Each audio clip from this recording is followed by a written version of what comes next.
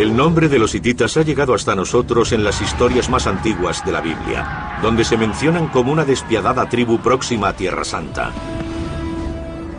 Apenas se supo más sobre ellos hasta que en el siglo XIX unos exploradores que recorrían la desértica zona central de Turquía encontraron una ciudad perdida. Lo que descubrieron asombró al mundo arqueológico. Es majestuosa, reluciente y tiene más de 3000 años de antigüedad. Allí estaba Atusha, la capital de un imperio olvidado. Una ciudad cuya construcción fue muy adelantada para su tiempo. Me ha impresionado mucho. Algunas de las técnicas utilizadas aquí son muy similares a las modernas. Colgaba de altos barrancos y estaba rodeada de murallas inexpugnables. Se han encontrado pruebas de una pirámide gigantesca que rivalizaba con las del antiguo Egipto. Una red de túneles secretos y un extenso templo en el corazón de la ciudad dedicado a dioses olvidados. Y vigilando desde las alturas una espectacular ciudadela real, hogar de una dinastía de reyes guerreros. Pero ¿por qué desapareció de la historia un imperio tan avanzado y poderoso? Nuestros investigadores han viajado hasta allí en busca de respuestas, con la intención de resucitar la increíble ciudad de Atusha y descubrir los secretos de los hititas. Este es el imperio perdido de la Biblia, el mundo perdido de los hititas.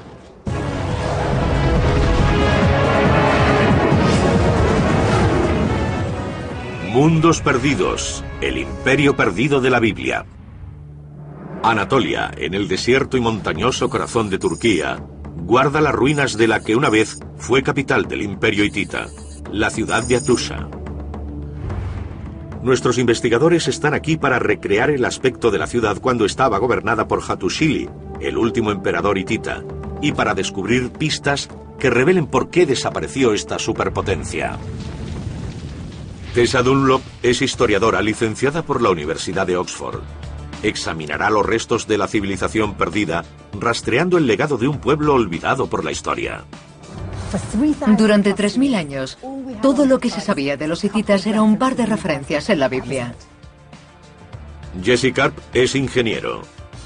Ha pasado varios años estudiando en Turquía, conoce el idioma y ansía investigar los edificios monumentales de la ciudad.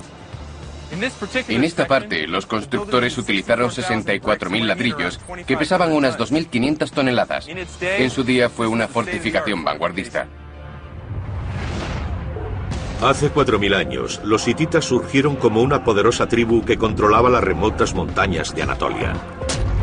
En los 5 siglos siguientes, sus poderosos reyes ampliaron sus fronteras hasta las antiguas tierras de la Biblia, conquistando imperios a su paso. En el siglo XIV a.C., en tiempos de Hattusili, los hititas solo tuvieron un rival a su altura, el antiguo Egipto gobernado por el faraón Ramsés. El conflicto entre estos dos imperios determinó el curso de la historia. Pero mientras Egipto se convirtió en la civilización más famosa del mundo antiguo, los hititas no dejaron rastro. ¿Por qué? La investigación comienza en el que fuera acceso principal de Atusha, la Puerta del León.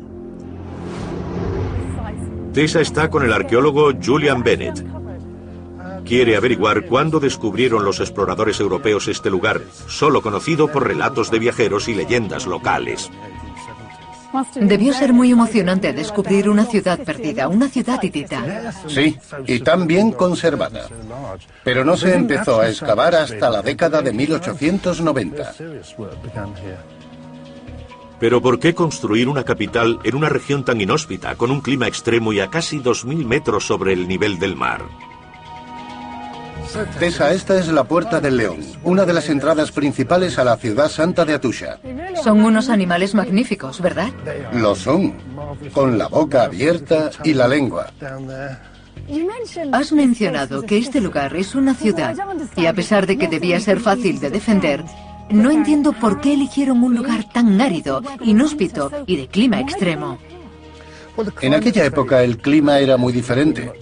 Todo era más verde y húmedo, con árboles alrededor y tierras de labranza. Hace 35 siglos, las tierras que rodean Atusha tenían un aspecto muy distinto y también la aproximación a la ciudad. Los restos arqueológicos demuestran que la Puerta del León estaba flanqueada por 2 torres rectangulares de unos 15 por 9 metros. Los leones que la custodiaban eran un símbolo tradicional hitita de protección. El ingeniero Jesse Karp está en el antiguo perímetro de la ciudad con el especialista en ejércitos de la Edad del Bronce Thomas Zimmerman. Juntos examinan las prácticamente inexpugnables fortificaciones de Hattusha. Thomas, ¿qué es esto? Parece una muralla antigua. Eso es. Caminamos sobre los restos de una de las fortificaciones más antiguas de la capital hitita, que datan de finales del siglo XVII, principios del XVI a.C. Si esto era una fortificación, ¿para qué servían estas cavidades a lo largo de la muralla? Son peculiares, ¿verdad? Se denominan murallas de casamata y consistía en 2 muros paralelos que cada 2 metros o 2 metros y medio eran atravesadas por muros transversales. Las cavidades que formaban eran rellenadas de escombros y tierra.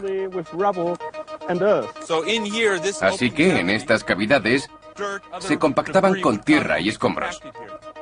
Exactamente. Era una forma muy eficiente de fortificar la ciudad, ya que soportaba perfectamente los envites de un ariete. Utilizando esa técnica, los ingenieros hititas fueron capaces de construir murallas extremadamente gruesas y duraderas en mucho menos tiempo que si las hubieran hecho del modo convencional. Con 6 metros de grosor, las murallas tenían paredes transversales cada 3 metros, formando una serie de cavidades que se llenaban de tierra y piedras. En su interior se vertían escombros y tierra para formar la base.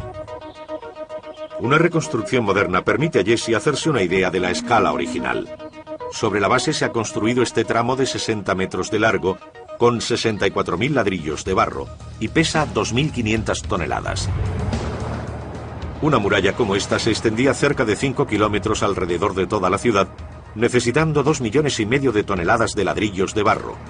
Una vez terminada, se convirtió en una de las mayores de este tipo jamás construidas. Las fortificaciones formaban parte de un inmenso programa que, al parecer, dirigía el mismo príncipe Hattusili, uno de los grandes gobernantes hititas. Su mayor monumento guarda la puerta sur de la ciudad de cara a Egipto. El impresionante terraplén de Yerkapi es un misterio. Con casi 250 metros de largo y 75 de ancho, estuvo coronado por torres. Su cima se alcanza a través de 102 empinados escalones. Jesse y Thomas han subido para intentar averiguar el propósito de este edificio piramidal.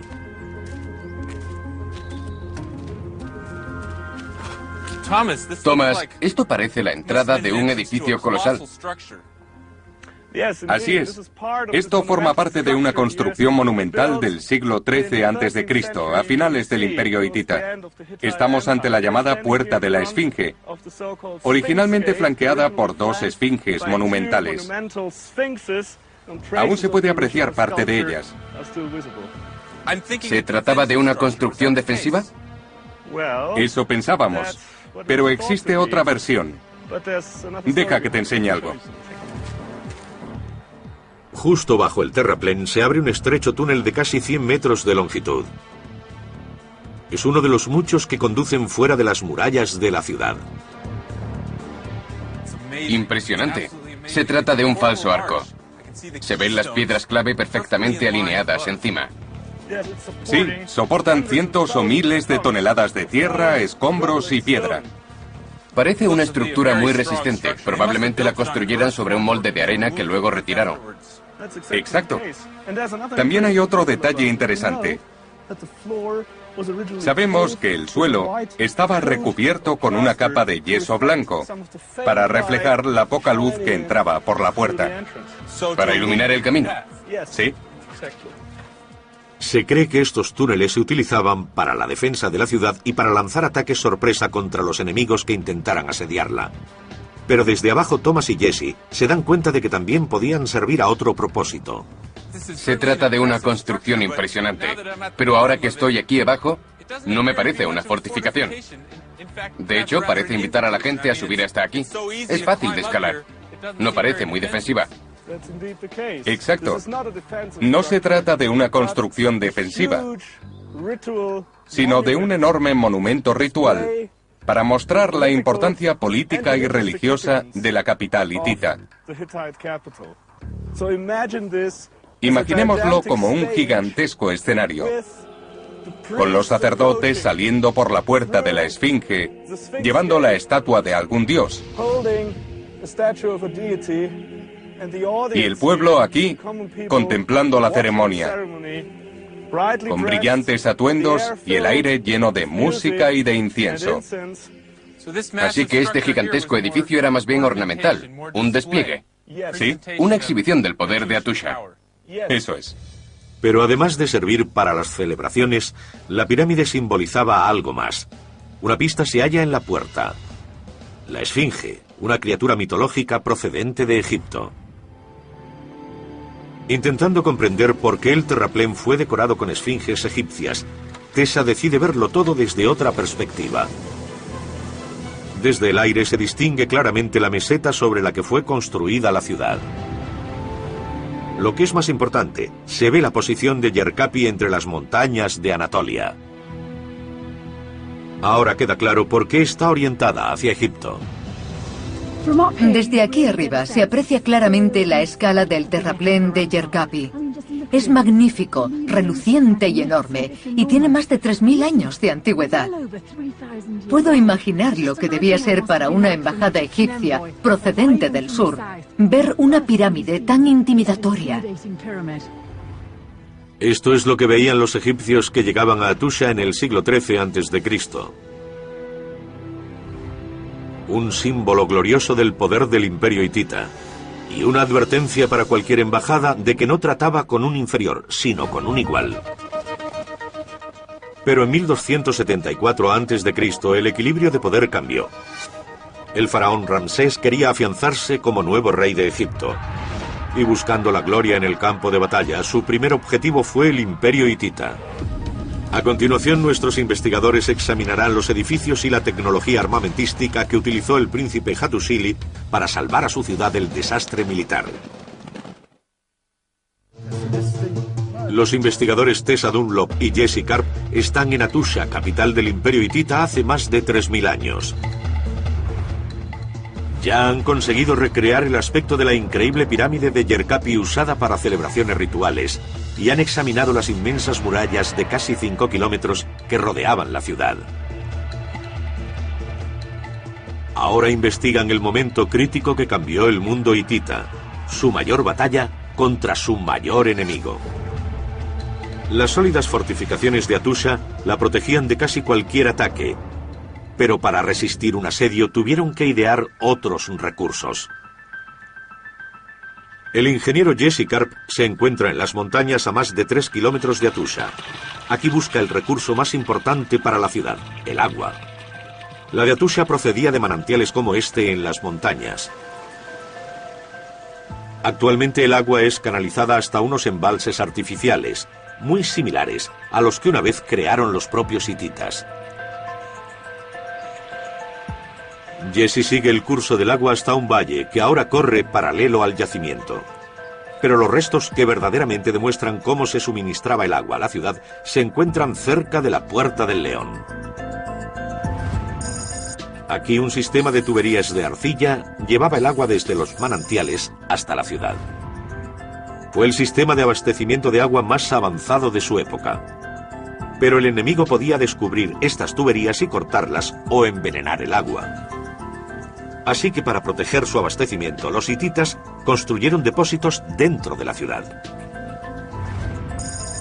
Las investigaciones demuestran que este era uno de los 7 que había repartidos por Atusha.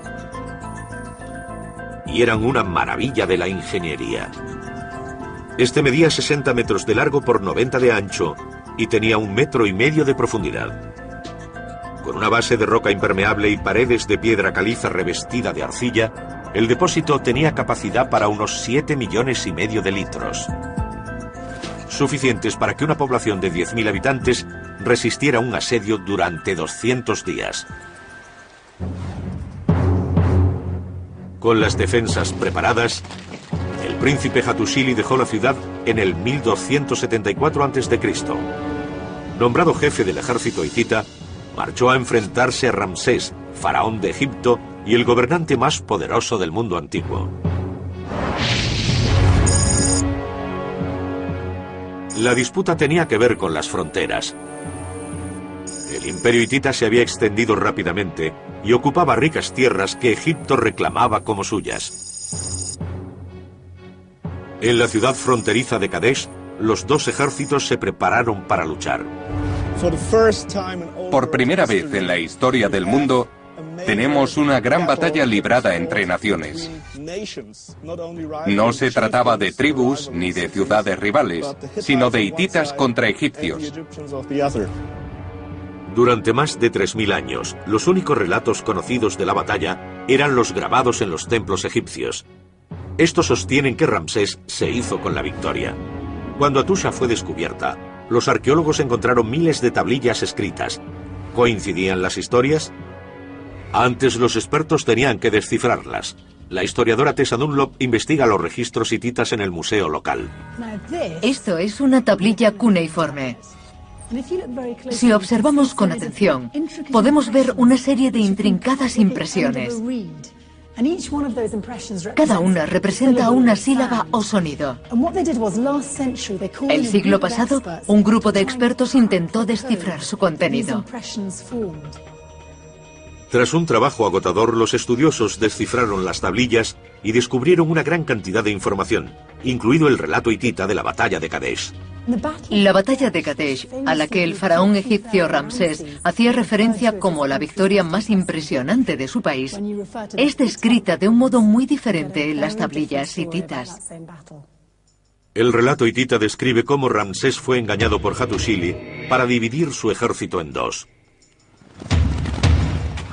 Cuando se acercaba a Kadesh, los hititas, que supuestamente estaban a varios días de distancia, atacaron con su poderosa fuerza de carros.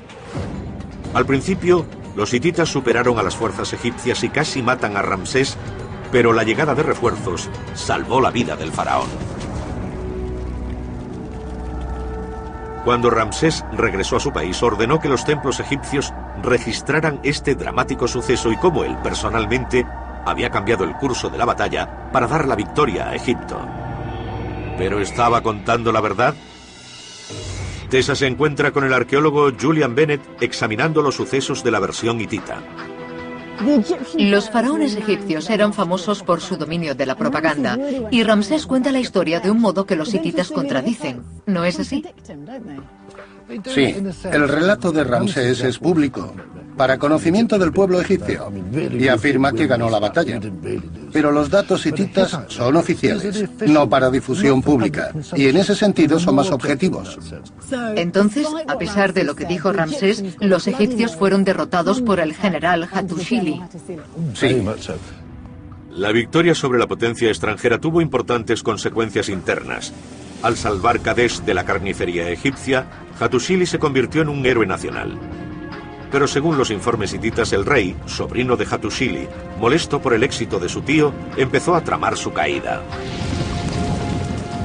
Hattusili decidió actuar para romper el tabú más sagrado de la cultura hitita y hacerse con el trono.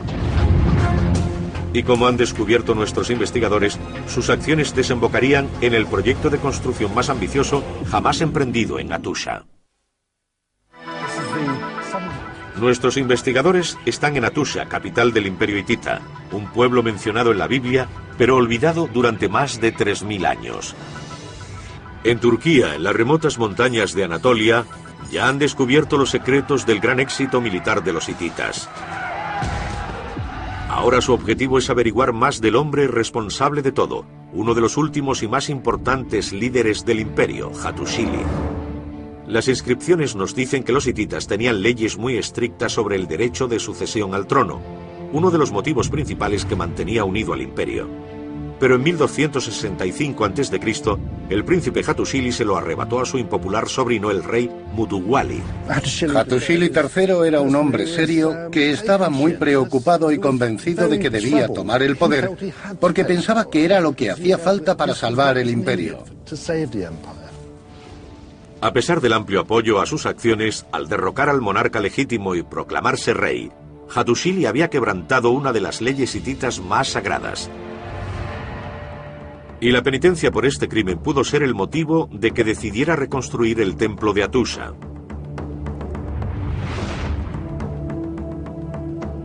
Junto con el arqueólogo Julian Bennett, la historiadora Tessa Dunlop investiga las ruinas del templo en busca de pistas sobre los ritos llevados a cabo aquí. Es enorme. ¿Podrías orientarme un poco? Se trata de un templo inmenso. Acabamos de entrar por la puerta principal, la puerta ceremonial. Por todas partes hay detalles que llaman la atención. Para empezar, ¿qué es esto? Tessa ha descubierto uno de los objetos más desconcertantes del templo, la piedra verde. En un tiempo se pensó que era un meteorito. Esta es la famosa piedra verde. Dan ganas de tocarla. Su superficie es luminosa y muy suave. Se ha pulido con el roce de la gente que viene a tocarla. La pregunta es, ¿qué hace aquí? Buena pregunta. Es una piedra local, no cabe duda. No procede del cielo ni nada parecido. Pero lo cierto es que algunas tablillas hacen referencia a piedras rituales y sagradas. Esta podría ser una de ellas.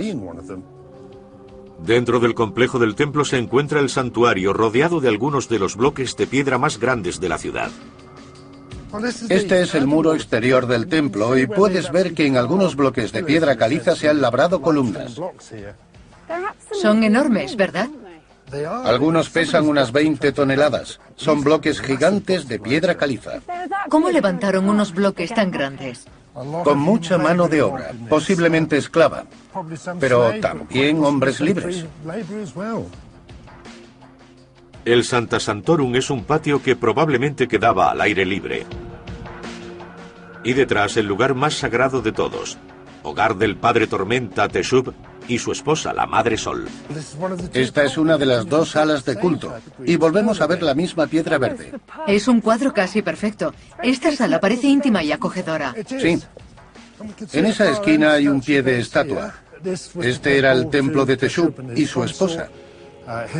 Las tablillas hititas nos cuentan algunos detalles de las estatuas. Y hay una que se refiere a la de Teshub como de oro. Recreando el plano del gran complejo del templo, vemos que era el edificio más grande de la ciudad, con 60 metros de largo por 42 de ancho. Dentro del Sancta Sanctorum encontramos el lugar exacto en el que residían Teshub, el dios tormenta, y su consorte, la Madre Sol. Lugares a los que solo podían acceder el rey, la reina y altos dignatarios. A pocos metros, el ingeniero Jesse Karp busca el yacimiento de roca utilizado para los enormes cimientos del templo. Se encuentra junto a un enorme afloramiento de roca del que los hititas extrajeron los bloques de hasta 20 toneladas que necesitaban para los cimientos. Estoy en Kesakaya, cortar piedra en turco. Básicamente es una antigua cantera hitita. Lo que vemos aquí es una grieta en la que los hititas metían cuñas de madera que luego empapaban en agua.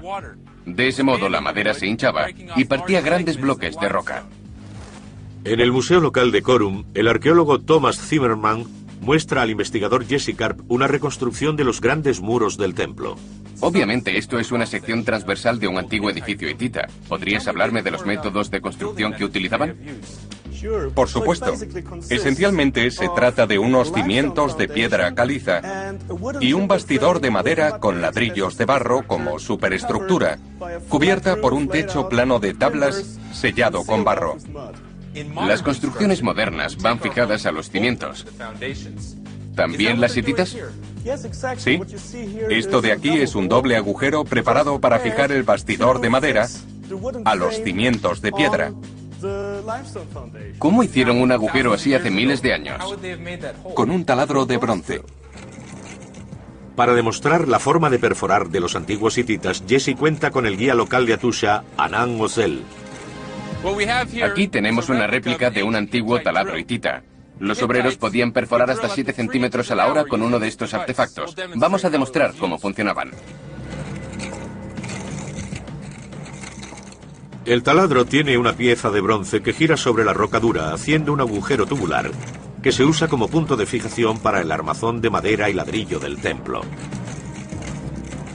A partir de una investigación detallada podemos reconstruir el modo en que los hititas levantaron su gran templo hace 3.500 años. Comenzaron con enormes bloques de piedra caliza que colocaron como cimientos y rellenaron de escombros. A continuación añadieron una estructura de madera que rellenaron con ladrillos de barro y enyesaron para crear paredes de más de 12 metros de altura. El gigantesco y laberíntico Gran Templo fue uno de los más imponentes del mundo antiguo. Para los hititas, las estatuas de la Madre Sol y el Padre Tormenta eran mucho más que ídolos, eran representaciones vivas de los dioses en la tierra. Las tablillas también hablan de los rituales para las estatuas de los dioses. Debían ser lavadas y vestidas a diario. Una de ellas tenía ropajes de oro. También había que alimentarlas, entretenerlas. Se trataba de un sistema religioso muy controlado y estructurado. Pero el Padre Tormenta y la Madre Sol no eran los únicos dioses a los que rendían homenaje. En la parte más alta de Atusha se encuentran los restos de más de 30 edificios. Hace 3.500 años eran templos dedicados a los dioses de los pueblos conquistados. La joven esposa de Hattusili, Pudajepa, era sacerdotisa de un reino conquistado por los hititas y cuando su pueblo pasó a formar parte del imperio, sus deidades fueron incorporadas a la religión. El imperio hitita estaba formado por gente de procedencias muy diferentes. No todos eran hititas. Había distintos grupos con distintos dioses. Así que era una especie de conglomerado de templos dedicados a distintos dioses para contentar al pueblo. Exacto. Debido a eso, los hititas eran llamados el pueblo de los 1000 dioses. Pero no fue una religión lo que unió a todos los pueblos del imperio. Sus archivos revelan que más importantes eran sus leyes. Los hititas eran conocidos como el pueblo de los 1000 dioses. Pero también podría decirse que eran el pueblo de las 1000 leyes, ya que éstas regían todos los aspectos de su vida. La ley hitita era rica y detallada y abarcaba desde el divorcio hasta los límites legales de la autoridad del rey. A diferencia de cualquier otro pueblo de su época, los hititas tenían un sistema legal más preocupado por la práctica que por los castigos. Una de las tablillas ofrece un buen ejemplo del punto de vista hitita sobre la ley. Me refiero a la compensación. Básicamente dice que si una persona quema accidentalmente la casa de un vecino, tiene que construirle una nueva. La idea es la compensación, no el castigo. Es muy importante, muy progresista. El aspecto más importante de la ley hitita era el acuerdo. La astucia diplomática era su gran arma secreta. Forjando su imperio daban a elegir a sus rivales. Se unían a ellos pacíficamente o los aplastaban por completo. Muchas de sus conquistas tuvieron lugar sin desenvainar una espada. Su mayor acuerdo, considerado el primer tratado de paz internacional de la historia, se encuentra en Estambul, una ciudad turca a horcajadas entre Europa y Asia. Aquí la historiadora Tessa Dunlop descubre el motivo secreto que oculta el tratado y las pistas que la ayudarán a entender por qué desapareció el imperio de la historia. Nuestros investigadores intentan descubrir qué le sucedió a Atusha, capital de los hititas, un antiguo pueblo de la Biblia. Hasta el momento han desentrañado algunos de sus grandes secretos constructivos y han recreado el aspecto que tenían sus grandes edificios y fortificaciones hace más de 3000 años. Ahora la historiadora Tessa Dunlop ha viajado a Estambul, la ciudad más grande de la actual Turquía, para intentar averiguar por qué desapareció de repente el imperio hitita cuando parecía estar en la cima de su poder. Estoy en el centro de Estambul, que a menudo suele citarse como la cuna de la civilización, pero en realidad el primer imperio unificado políticamente en Anatolia, que ocupa la mayor parte de la actual Turquía, fue el hitita. Obviamente ellos nunca llegaron hasta Estambul, entonces no existía, pero ahora muchos de sus grandes tesoros están aquí. Estambul es una ciudad de contrastes situada entre Asia y Europa. En medio del bullicio, Tessa se dirige al Museo Arqueológico de la ciudad, un santuario de tranquilidad que alberga lo que muchos consideran uno de los documentos más importantes jamás escritos. Es el Tratado de Kadesh, firmado 16 años después de la gran batalla entre los imperios hitita y egipcio. Tessa se ha reunido con el profesor Ali Dinchol, uno de los principales expertos mundiales en el imperio hitita, para averiguar más. Profesor Dinchol, este es el Tratado de Kadesh, pero me pregunto, ¿por qué se firmó tanto tiempo después de la batalla? Solo después de que Hattusili estabilizara los sucesos políticos de Anatolia, pudo firmar un tratado de paz con Egipto. Es decir, que Hattusili tuvo que reforzar el panorama nacional antes de dedicarse a la política exterior. Sí, ¿Funcionó el tratado? sí. No hubo más agresiones hasta la caída del imperio hitita. El Tratado de Kadesh trajo la paz entre las dos superpotencias de la época. Con los egipcios como aliados, el imperio hitita tenía poco que temer del mundo exterior. Pero dentro de sus fronteras amenazaban nuevos peligros. Tras alterar por la fuerza la línea sucesoria para proclamarse rey, Hattusili se había labrado poderosos enemigos que querían el trono para ellos. Para proteger a su familia y a sí mismo del peligro, inició un ambicioso proyecto de construcción, una espectacular ciudadela real. El ingeniero Jesse Karp está aquí con la arqueóloga Elif Denel, investigando lo que en la zona se llama Buyukale. Construida sobre una meseta rodeada de abruptos barrancos, la ciudadela tenía unas soberbias defensas naturales que fueron mejoradas con unas murallas similares a las de la ciudad. En la entrada, otra línea de defensa, los barracones de los guardias reales, llamados Osos de la Lanza Dorada, cuya misión era proteger a Hattusili y a su descendencia. La Guardia Real vivía aquí. ¿Se sabe si estaban durante todo el día? ¿Eran una presencia constante en este patio? No solo en el patio. Probablemente había guardias por todas partes. La protección del rey era muy importante. La ciudadela estaba protegida de forma natural por los precipicios. También estaban las murallas, así que era una zona muy segura.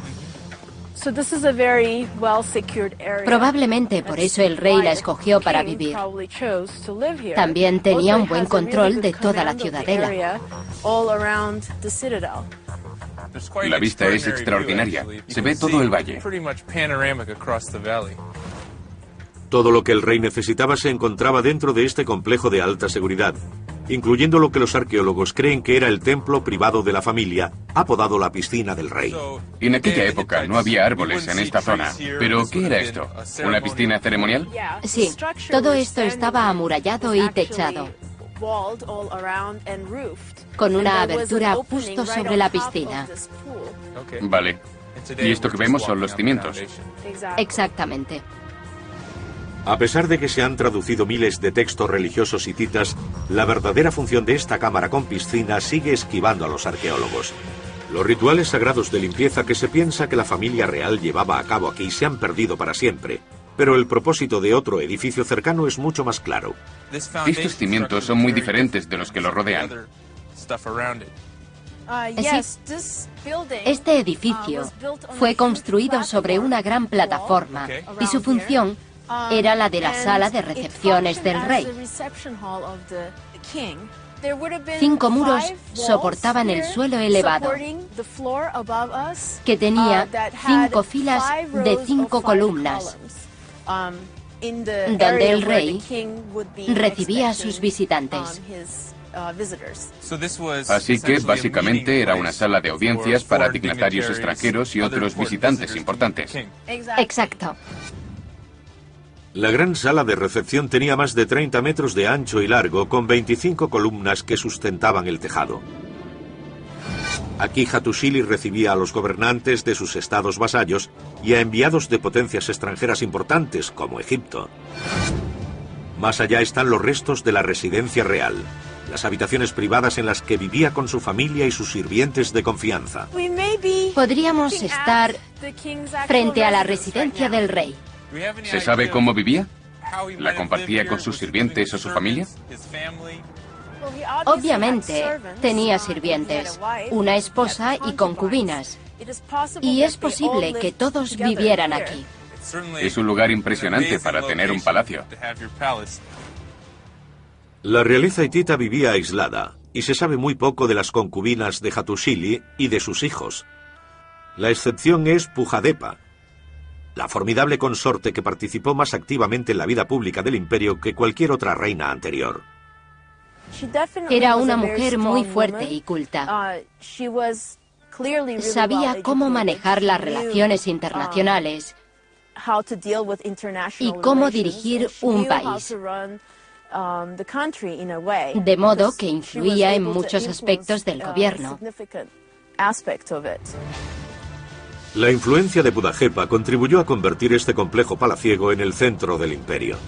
Su entrada estaba flanqueada por una guardia y funcionarios de élite. Era una ciudad dentro de una ciudad con un templo y un salón de audiencias al que llegaban emisarios de todo el mundo antiguo. Alzado sobre una meseta con casi 250 metros de largo y 150 de ancho y rodeado de grandes precipicios, su presencia dominaba la ciudad, la obra maestra del largo reinado de Hattusili. Pero el palacio no duraría. Como el resto de la ciudad, no tardaría en caer. A continuación, nuestros investigadores buscan la causa de este final catastrófico y abrupto.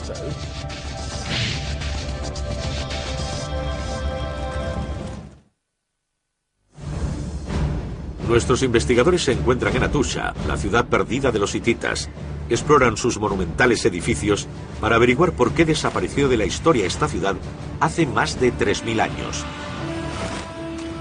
El ingeniero Jesse Karp está a 1,5 kilómetros al noreste de la ciudad con la arqueóloga Elif Denel.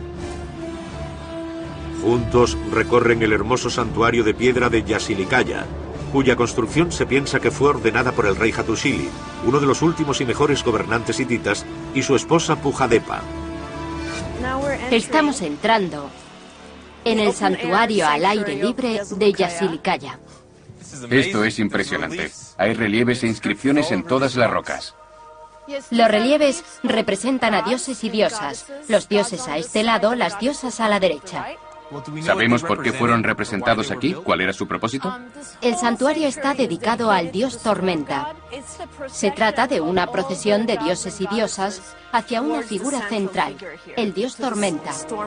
Esto es un panteón que Pudajepa, la tercera esposa de Hattusili, trajo de Salesia, al sur del imperio, cuando vino a casarse con el rey. Pujadepa intentó unificar a los 1000 dioses del imperio en grupos más sencillos de dioses similares. Esto parece ser un intento de unificar el imperio, pero fuerzas mayores influyeron en su división. El esposo de Pudajepa, el gran rey Hattusili III, vencedor de la batalla de Kadesh, murió en 1237 a.C. Su última morada nunca ha sido hallada. Pero en el antiguo santuario de roca de Yasilikaya hay una cámara funeraria que fue cavada por orden de su nieto. Se accede a través de un estrecho pasadizo tallado en la roca. Y aporta una pista importante de la desaparición del imperio, ya que es el último monumento construido por el pueblo de Hattusha. ¿Qué tenemos aquí? Nos encontramos en un santuario de roca construido por el nieto de Hattusili III, el último rey hitita. ¿Significa eso que el imperio estaba en declive? Sabemos que el imperio cayó durante el reinado del nieto de Hattusili. Por las inscripciones de la cámara, los arqueólogos han deducido que el imperio hitita llegó a su fin inesperadamente 3 décadas después del reinado de Hattusili. Para conocer más pistas de por qué su nieto fue el último rey hitita, Julian Bennett lleva a Tessa hasta una inscripción casi invisible llamada Nishantash. ¿Qué es Nishantash? Nishantash quiere decir piedra marcada en turco, y aquí tenemos la piedra. Para aquellos que no pueden descifrarla, ¿qué dice? La inscripción se lee de derecha a izquierda y nos habla de las victorias y conquistas del nieto de Hattusili. Pero muchas de las batallas mencionadas en Nishantash no eran para ampliar las fronteras del imperio, sino guerras civiles. Los sucesores de Hattusili lucharon por mantenerlo unido. Jesse Karp sigue buscando más datos sobre el final de Hattusha. Y se encuentra con Ilif Denel en las ruinas del Archivo Real. Albergó miles de tablillas de arcilla. Su conservación accidental nos proporciona la clave de lo que le sucedió a la ciudad. Aquí se encontraron miles de tablillas de arcilla quemadas. Un incendio hizo que el techo se derrumbara y el edificio se convirtiera en una especie de horno. Existen pruebas que lo demuestran. Esto es un trozo de ladrillo quemado de la pared del edificio. Si el tejado se derrumbó, el edificio debió acumular una gran cantidad de calor. Exacto. ¿El hecho de que las tablillas se conservaran hasta nuestros días es una indicación de cómo la ciudad llegó a su fin o por qué fue abandonada? Sabemos que el incendio ocurrió en torno al momento en que fue abandonada. Si fue antes o después, no está demasiado claro. No solo los archivos, sino el glorioso palacio de Hattusili y muchos otros edificios fueron consumidos por un gran incendio que arrasó la ciudad. ¿Pero cómo empezó?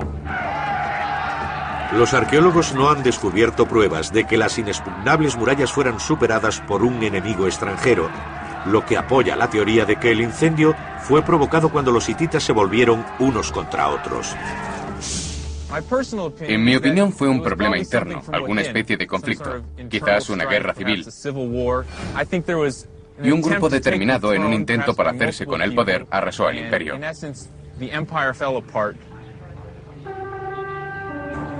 Al apoderarse del trono, Hattusili había sentado un peligroso precedente que desencadenó una guerra civil 30 años después de su muerte, cuando facciones rivales desgarraron el imperio buscando el poder. Con la capital abandonada y sin un rey lo bastante fuerte para imponer la unión, la región se sumió en el caos. Fueron tiempos muy oscuros. Había escasez de alimentos y violentos conflictos entre los grupos que buscaban un lugar en el que asentarse. Pero aunque Hattusha desapareció casi de la noche a la mañana, los restos de la civilización hitita perduraron. En el siglo XII a.C., la Puerta del León fue la entrada principal de Hattusha. Y en el arte hitita los leones siempre fueron uno de los símbolos más populares. 4 siglos después, los descendientes de este pueblo siguieron esculpiendo estatuas de leones casi idénticas en Canaán, la tierra de los hititas de la Biblia. Este león data del siglo VII a.C., 400 años después de la caída del imperio en Hattusha. Y recuerda a esos leones que flanqueaban la puerta del león de la ciudad. Eso se debe a que, a pesar de que el reino original desapareció, los llamados neohititas siguieron viviendo en otras partes de Siria, lo que concuerda con las referencias bíblicas sobre las tribus cananeas que existían junto a las israelitas en tiempos del rey David. Cualquiera que sea la verdad sobre sus menciones en la Biblia, lo que está claro es que el pueblo que ahora conocemos como hititas construyó la ciudad más extraordinaria jamás descubierta en Oriente Próximo. Una ciudad que alcanzó la cima con el reinado de Hattusili y presumía de monumentos como el terraplén de Yerkapi, el gran templo del dios Tormenta y la ciudadela real. Sin embargo, todas las medidas de seguridad no fueron suficientes para proteger a la dinastía de Hattusili de las consecuencias de haberse apoderado del trono. Y en el curso de una generación, Hattusha se convirtió en un mundo perdido. Una ciudad y una civilización que solo ahora hemos podido recrear, 3000 años después de que desapareciera.